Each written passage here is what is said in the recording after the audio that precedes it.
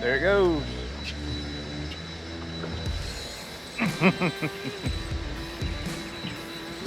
Uh-oh.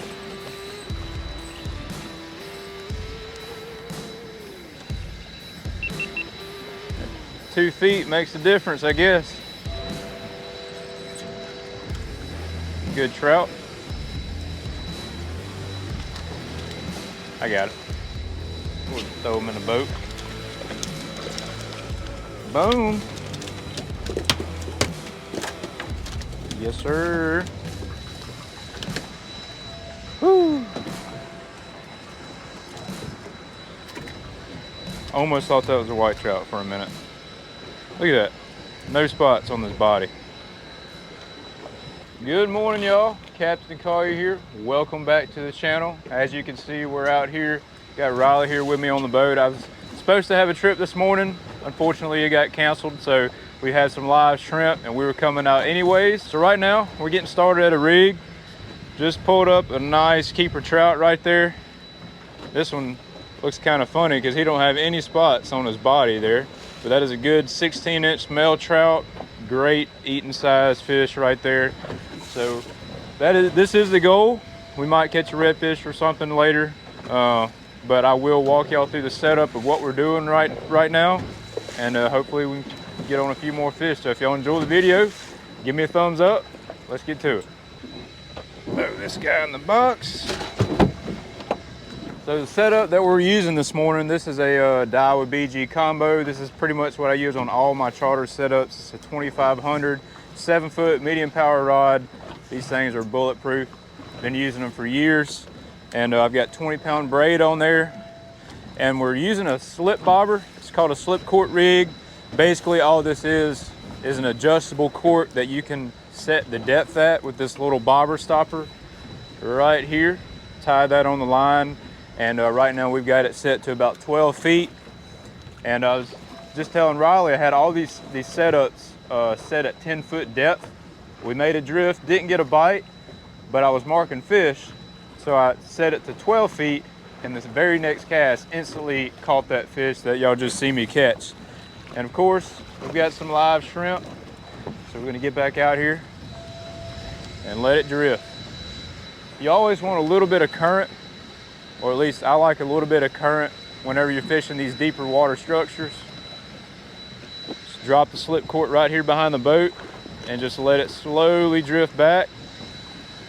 Well, I guess you can't really determine how fast it's gonna drift just with the conditions. But as you can see, I'm just feeding that line out and watching that bobber.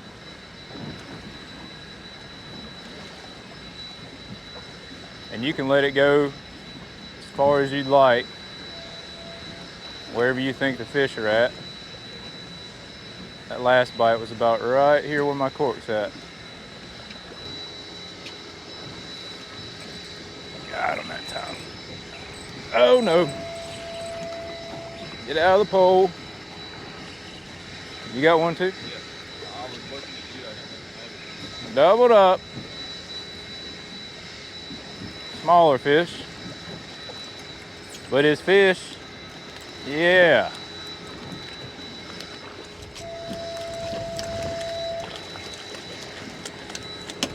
Mine's bigger. Oh yeah. Another good keeper trout right there. Did have to move from where we were at this morning, or earlier.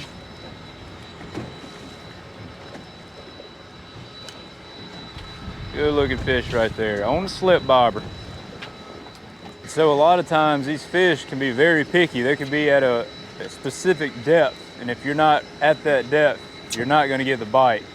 So it's always nice, especially if you're marking fish, to keep swapping it up. Go, every 2 feet or so. If you're not getting a bite, just change it up. Either go deeper, go shallower. We're in about 16 feet of water. I've got mine set to about 14 feet right now. So just a couple feet off the bottom is where I've been getting the marks. And Riley's gonna throw over the top of me. Yeah.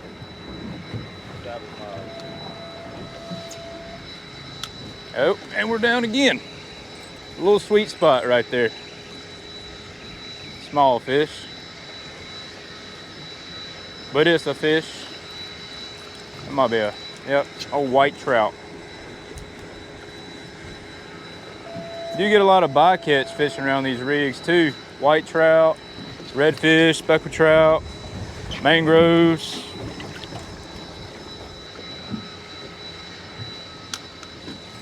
Got him. That's a little bit better fish. Keeping them down. Speckled trout. Shaking his head. Giving the old yeet. Oh yeah. Hey! Right in the basket. I did that on purpose. Oh yeah. That's a good fat one there. The great thing about these rigs is once you find the depth that they're at, you can really get on them in numbers. And these are some quality, healthy trout right here. That sucks. Also, don't let them do that to your rig. Gotta love braid. Gotta love-hate relationship with it. That's no bueno. 2 hours later, we are back in business. Got my slip cork set up again. I'm gonna hook. Sometimes I like to hook them in the horn. Other times I'll hook them in the tail. I don't know if it really matters that much doing this kind of fishing. Yeah, we ain't gonna be here much longer. Y'all, that wind's picking up. Getting snotty.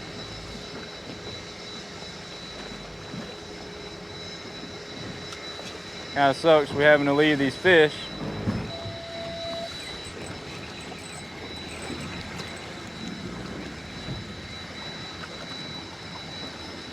Get out of here.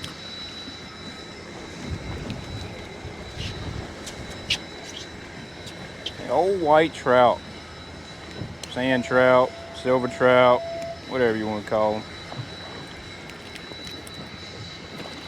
Definitely seems like behind these pilings here where you kind of got like a little eddy behind the current is where we've been getting most of the bites. Also, if y'all don't know, if y'all fish in Alabama, a lot of these rigs have crushed limestone around the bottom in certain areas of these rigs. And it just creates a little bit more habitat, hard bottom. These fish really tend to like it. So if you go on the Outdoor Alabama website, there we go. You can actually go on there and see a map where they have zoned out certain areas of certain rigs. And it definitely seemed to be holding on those areas. All right, y'all, we are back at the house now. The wind ended up just getting too bad on us, so we ended up calling it pretty early. We did manage about a dozen speckled trout and white trout, threw a few in the box, released the rest for another day.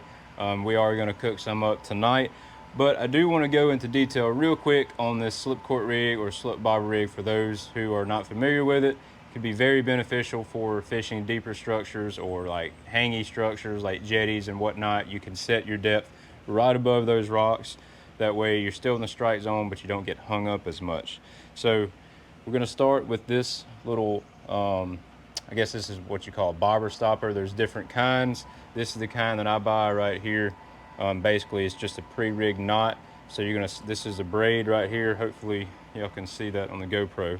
We're gonna slide that first. This is the very first thing that you rig up on a slip bobber. You're gonna slide it through like so.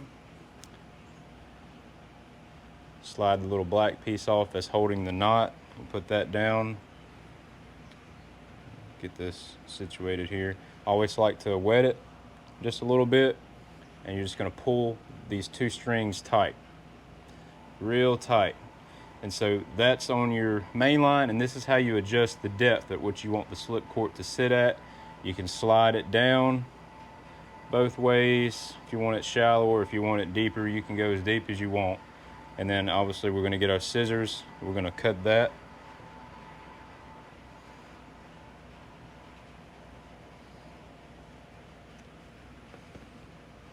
We got that cut. that's what it'll look like there. You really want to cut it as tight as possible. That way it doesn't get caught up in your guides or stuck in your bail whenever you're casting out. And then of course the next thing you're going to put on is going to be a little small bead. These are like one of the smallest beads you can get.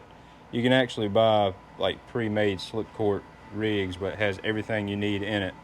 But that's what that looks like, and that's going to butt up against your bobber stopper right there. So then next, I like to go with a bigger bead, typical orange green bead, a little bit bigger, and that will butt up right next to the small green bead, which is butting up against the bobber stopper. Then next, you're going to go with your cork.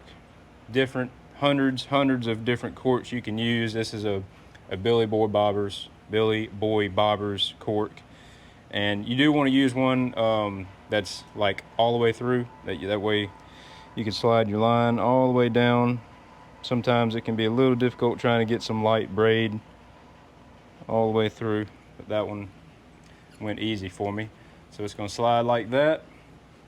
Then your next thing will be your weight. So anywhere from a 3/8 all the way, I've used 1 ounce, 2 ounce weights, depending on what I'm doing and what the conditions are. So we'll slide the weight through the line, the main line. And then another bead is optional. I usually throw another smaller bead on there, put that through.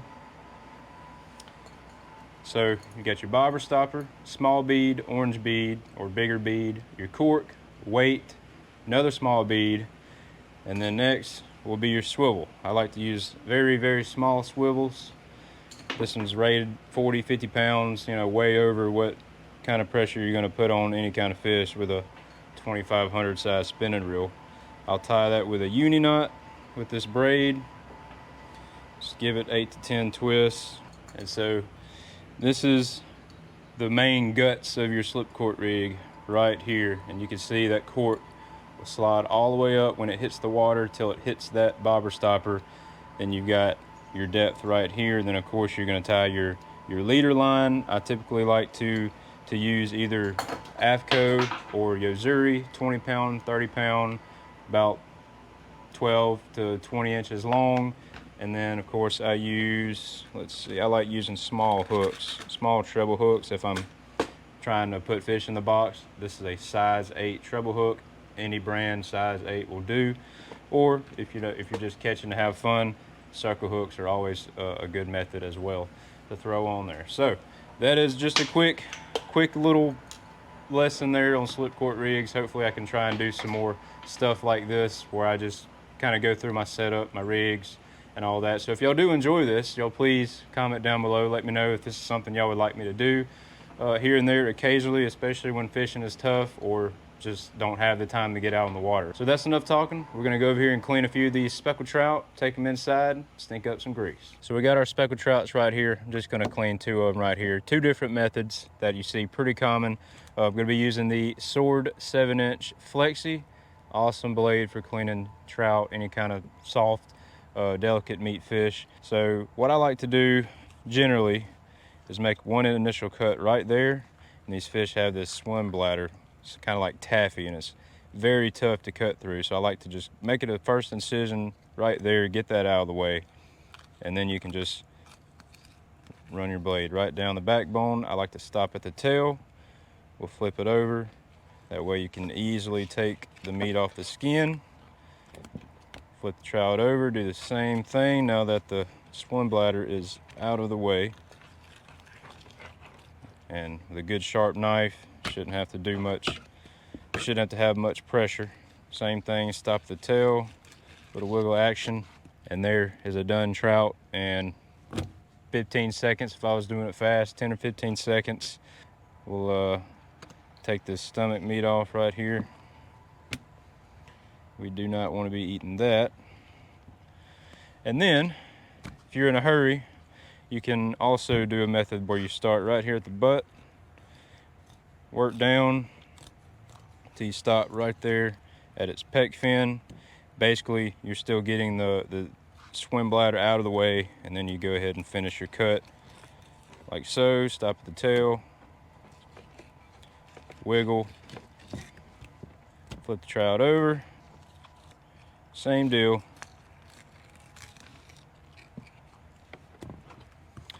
And so a lot of people think or say that you're wasting a lot of meat doing it that way. But I mean, really, if you look at the fillets, you're just saving yourself an extra step.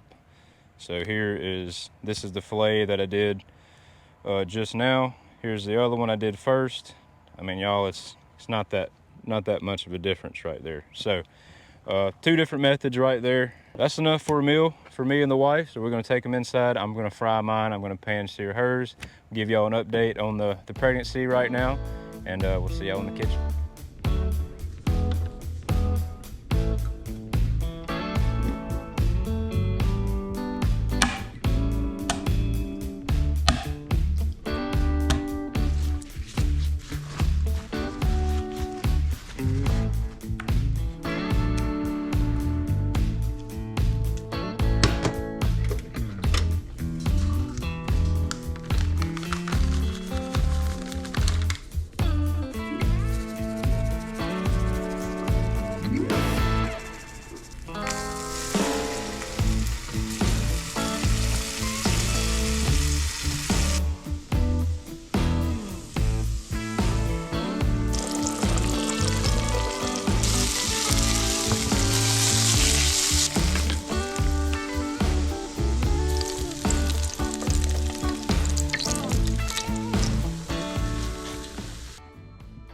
You want to show off the belly? Yeah, sure. She been beating you up lately? Yes, very much so. Well, we are how many weeks? Well, I'm not how many weeks, but you are 37 weeks, right? No, I'm 36 in 2 days. 36 in 2 days. She's coming soon. We're fixing to feed her some of the speckled trout right here. So kind of spared y'all the time of preparing and cooking everything. Y'all see some B-roll for that, but basically we just put some butter in a pan and pan seared some of this trout, and then as y'all seen, I fried some. She's not much on fried fish, so we're gonna go ahead and let her get a taste test. I know she likes speckled trout because she has ate it before and liked it, so we'll see this time. Put lemon pepper and garlic salt on this. Pretty good? Good. Good, good. And as y'all know, fried fish is hard to beat. Can't really mess it up. Got that crispy gold color to it. By the way, this is Zatarain's Southern Crispy Fish Fry. I'm gonna try not to burn my mouth as I crunch on it.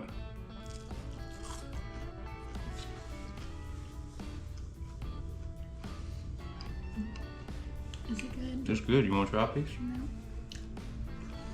She can't do fried fish for whatever reason, but that's all right.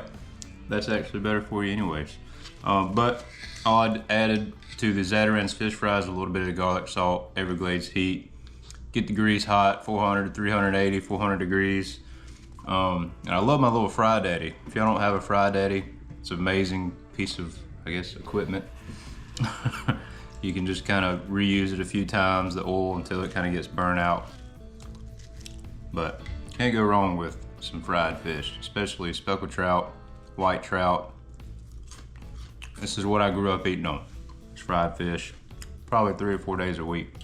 But like I said, I told y'all I'd give y'all an update on the pregnancy and everything. She's doing all right. She's just getting beat up every night, just She's small frame, so how much did you say she weighs? Like 5 pounds? 5 pounds and 8 ounces. We got a 5.5 pounder on the way, y'all. Small little one. Yeah, yeah. But that was a flounder, it'd be a big one. Oh, wow.